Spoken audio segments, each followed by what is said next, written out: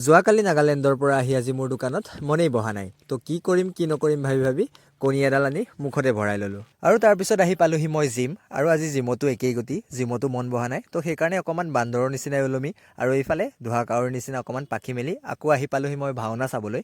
আজি গাঁৱত মাইকী মানুহৰ ভাওনা আছিলে, তো এইফালে চাই লওক। আৰু আজি মতা কোন মাইকী কোন কাকো ধৰিবই পৰা নাই, কাৰণ মাইকীবিলাকো আজি ভাওনাৰ পাৰ্ট লৈ সকলো মতা হৈয়ে আছে। আৰু এইফালে চাওক, এইগৰাকীক দাড়িখিনি লগাই দিওঁতে পুৰা একদম ভালুক পোৱালিটোৰ দৰে লাগিছে। আৰু এইগৰাকীয়েতো ক'বই নোৱাৰে, পেন কৰি থাকোঁতে কেতিয়া টোপনি গ'ল তেওঁ গমেই নাপায়। আৰু আজি কি হয় ক'ব নোৱাৰিছোঁ। আৰু এইফালে চাই লওক, তেওঁলোকৰ স্বামীকেইজনী আজি তেওঁলোকক চিনি পায় নে নাপায় তাৰো ঠিক নাই। আৰু তাৰ পাছত দেখা পালোঁ মনুষ্য আৰু অসুৰৰ মিলন। আৰু এইফালে সকলো দেৱ দেৱতা আৰু অসুৰে একেলগে মিলি অমৃত পান কৰি আছে। আৰু ময়োনো বোলো এনেই কিয় থাকোঁ, তো সেইকাৰণে অসুৰ এজনক মাতি আনি বোলো চেল্ফিকে এখন উঠি লওঁ।